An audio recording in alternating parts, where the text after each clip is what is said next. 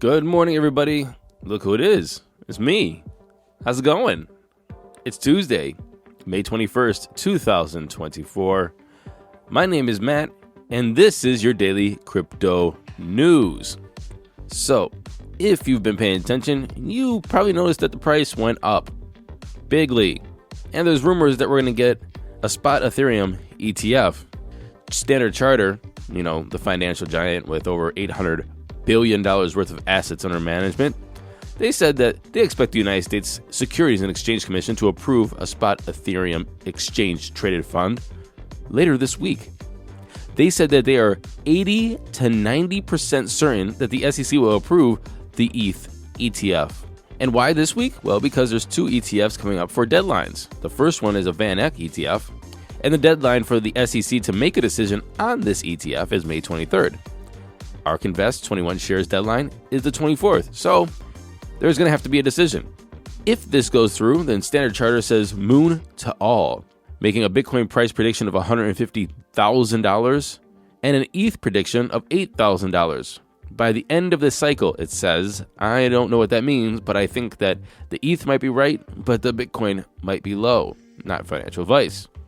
Now, see, everybody's outlook, including my own, and I will be wrong on this. I'll admittedly, happily say I am wrong if we do get a spot Ethereum ETF, because I thought they were going to push it back a long time. They're going to keep pushing it back. And my opinion was shaped by the amount of ETFs, the Bitcoin ETFs that came and went throughout the years before we got an actual approval. Now, I know a lot of things happen in courts, a lot of things happen in the market, a lot of things happen in general that made this change. But I mean, look, the Winklevi, they had a Bitcoin Trust ETF in 2013 that was rejected in 2017. We had a Van Eck ETF in 2013 that was withdrawn in 2019. I mean, these were just pushed back and filed and refiled and so on and so forth. Grayscale 2017 started a Bitcoin ETF. ProShares 2017, 2018. Bitwise 2019. Coming all the way to now where we finally have an ETF. And so, if you've been in the space for a while, you've known that the Bitcoin ETF was always the golden goose, if you will. Is that what you call it? And we were never getting it. And it was always this rumor, hype, until it was denied, and then the market fell. Of course, it didn't destroy the Bitcoin market entirely, but it did send us back because everybody was disappointed, obviously. And so maybe the groundwork was set for a spot Ethereum ETF. One thing that is changing a lot of people's minds on this is there's a lot of edits and amendments to their S1 filings filed with the SEC. Now, these S1 filings are the filings for the spot ETFs. And so people who had the negative outlooks that said that, hey, there's no way we're going to go to spot Ethereum ETF are looking at these changes in these edits in these filings going, it seems as though they're working to make sure their filings are compliant with SEC rules so that they can be approved by this week. And that's what it's looking like. And remember, one of my biggest critiques on this spot Ethereum ETF is that it wasn't matching up with the Bitcoin ETF. Like, for example, Fidelity said that they're going to stake Ethereum in their ETF filing. And I was like, there's no way. We would have been hearing about the conversations between Fidelity and the SEC about how that's going to work. Who's going to be the custodian service? Like, what's the checks and balances on that? We would have known about this for a long time, this ongoing conversation. And so another reason why everybody's getting kind of, optimistic is that in their S1 update filed with the SEC, Fidelity rolled back its plans to stake ETH. And so they're not going to stake ETH with a custodian. They're not going to stake it. So it looks like it's just going to be a straight up ETF. Now, one thing I want to point out and read between the lines, it said that Fidelity clearly stated in Tuesday's update of their S1 filing that it would not stake the Ether stored with the custodian. Now, if you're storing ETH with a custodian, that custodian must have the abilities to stake it. And it sounds like it could be Coinbase, because Coinbase is the custodian for the Bitcoin ETFs, for a lot of these companies having their Bitcoin ETFs. Also, Coinbase has the ability to stake. So are they just copying the Bitcoin ETF filings and saying, hey, we're just going to do everything the same way? Possibly.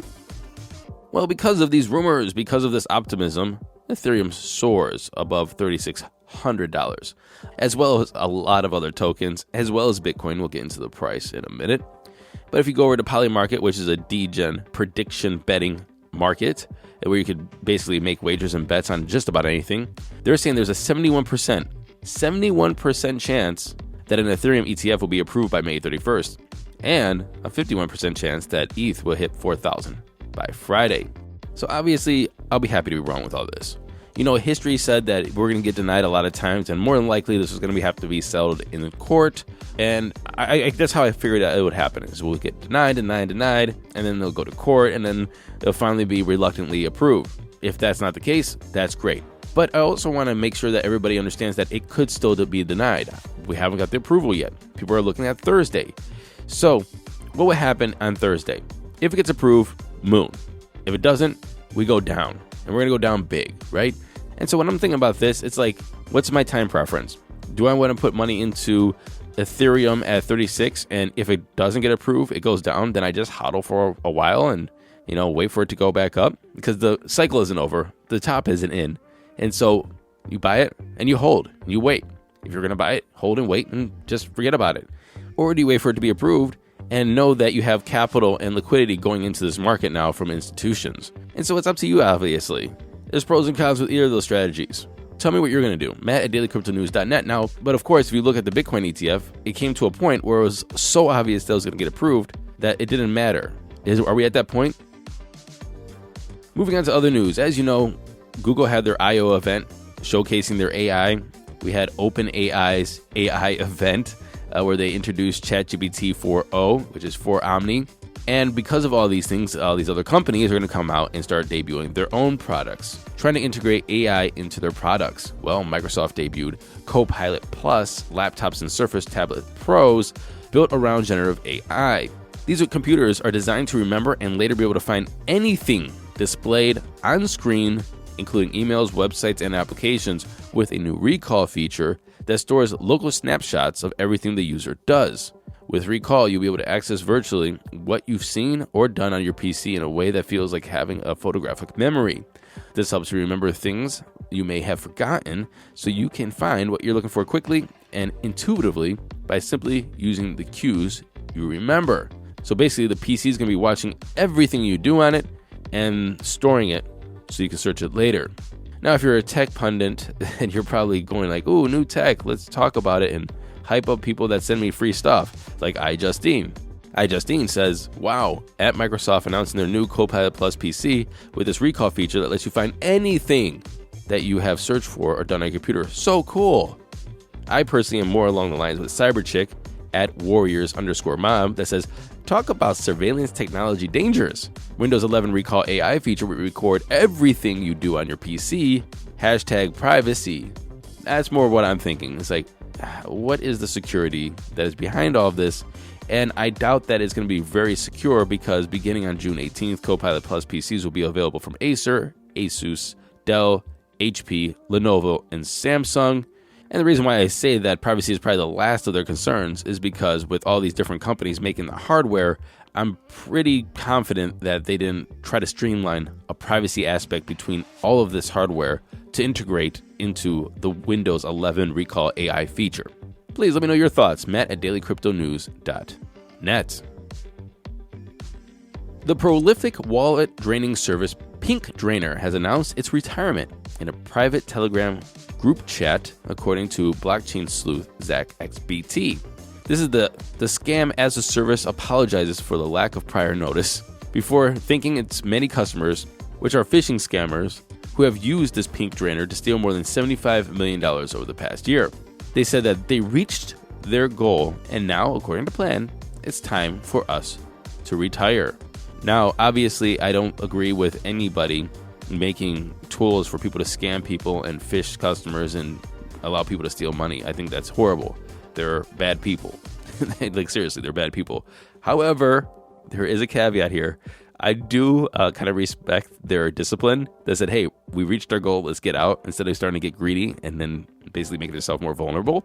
So there's that. That's good discipline, even though they're shady as all fuck. So apparently there's controversy in the CryptoPunks universe. There's a new launch of Punks branded NFT collections, and they're facing immediate backlash from collectors and crypto observers alike, including claims that this new collection is woke.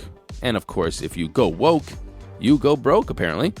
And of course, with the claims of woke, you're also going to get personal attacks on the artist. And Yuga, who owns CryptoPunks, is instead of defending their artists and defending what they decided to do, they're going to pivot and apparently abandon future plans.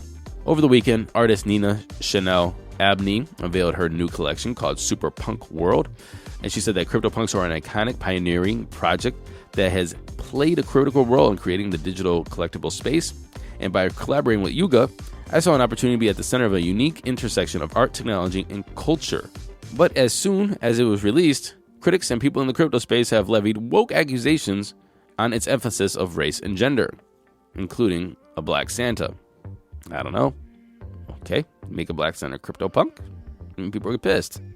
Yuga Labs, again, are making sure that they're protecting their IP, and they said that Yuga will no longer touch punks. They will be decentralized and preserved on the blockchain. My opinion on this is, who cares? Like, it's a different artist. Just because it's owned by the same IP, I mean, you could have many artists create different IPs or different collections within or under the CryptoPunk brand.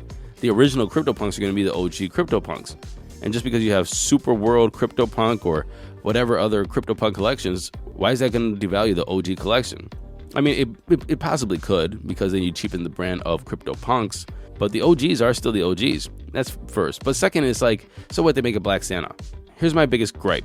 It's companies try to do things that they think are going to either make money or something they believe in, right?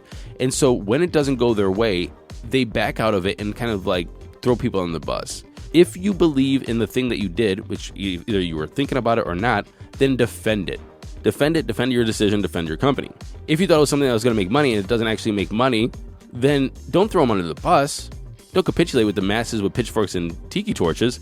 Just pivot your company quietly and do something else. I just don't like this whole, like, the masses come after you on social media and the companies are like, oh my God, I'm really sorry. We'll never touch punks again. Yuga's pivoting. They're going to abandon future plans. It's just pretty weak. What do you think? Matt at dailycryptonews.net. And finally, not crypto news, but we should also know that microplastics were found in 100% of testicles.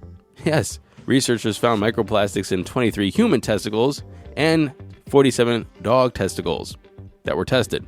And the microplastics are 3 times more in humans than dogs. I personally think that there's not enough people tested to say 100% of testicles.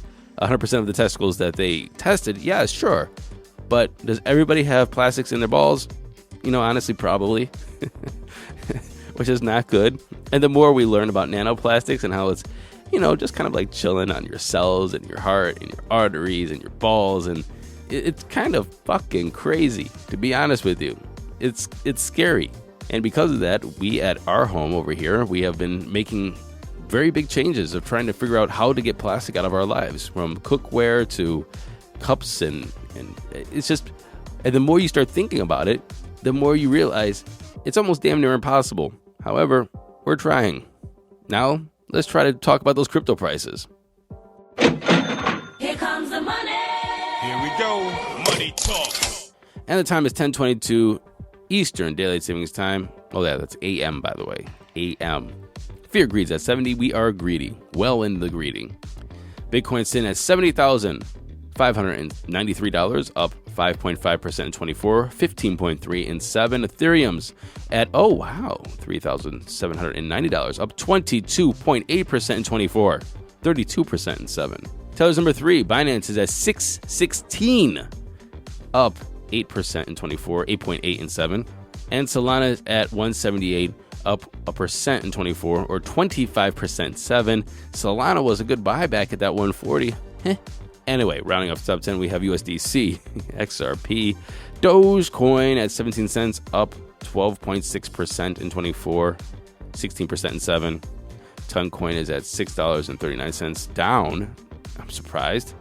And Cardano is up big. It's at 50.5 cents, up 8.5%, or 17.7 in 7.